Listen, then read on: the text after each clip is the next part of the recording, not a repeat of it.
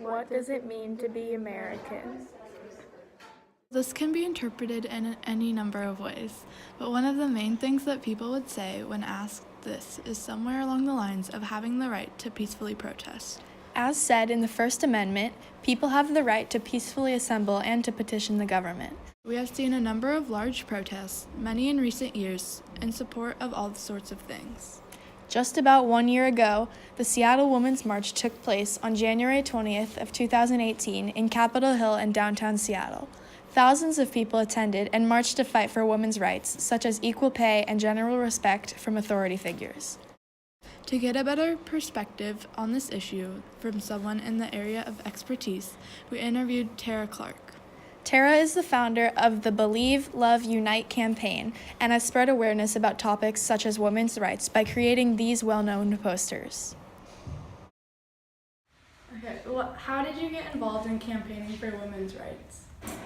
So it was very organic. It wasn't planned. After the election, prior to the inauguration of our current administrator, there was just a lot of negative conversation. I really believe all people are really great people. When there's just so much fear-based conversation, it really bothered me. So I just wanted to put up a sign in front of my house that said what I believed. Didn't plan to have a campaign.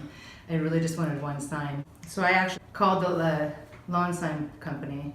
I called him on a Friday morning and one sign was $80. I got 200 signs, it would come down to $8. I just decided, if I felt so passionately about it, maybe I could find 199 other people that would too. We're actually coming on the 2-year when things really went crazy. It wasn't planned. So is this all by yourself, or do you have other people working with you now? So it is all by myself. I've had people that have helped at different times, volunteer. For the most part, it's all by myself. It is now a business. It's called Believe, Love, Unite. So, and how do you think your efforts have spread a positive change in these campaigns?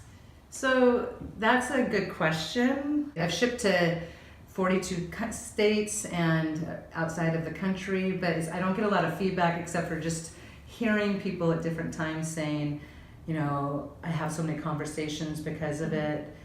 So I think it has helped people start conversations. It's made people realize they can take a stand for what they believe and actually put it in front of their house or wear it. I think in our country, people have a hard time. We're so politically correct, and I always tell them this is about humanity. So I think it's more just helping people realize it's good to stand up for what you believe. Yeah. I have been able to donate now over $60,000 to local nonprofits. So that is a hard number. In addition, a recent and ongoing issue in America is how immigration is being handled. Children are being taken away from their parents, amongst many others who aren't even allowed in. Representative Luis Gutierrez spoke out publicly about the manner. When I was born, segregation and discrimination by race and gender, religion, sexual orientation were deeply embedded in the customs and culture of our society. I think it's important to reflect on how far we have come and how far we still have to go.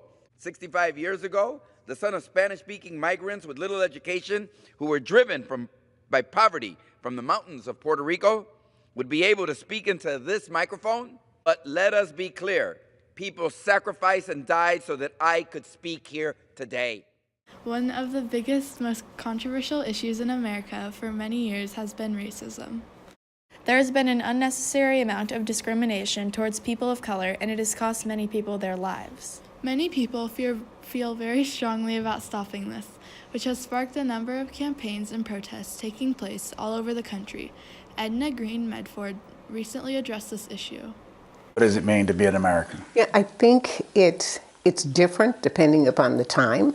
So if you're talking about the founding of the nation, it was someone who shared certain beliefs: liberty, equality, opportunity, individualism as well. I think from the very beginning, not all groups were included. Minority groups were not, religious groups were not. That changes over time. We still struggle with it. In conclusion, we think that being American comes with the responsibility of being aware of the issues in our country and doing something about them. We can do this with our right to peacefully protest, just as many others have done to spread awareness. We hope we have inspired you to learn and take action on these many problems we are facing. Thank you for watching.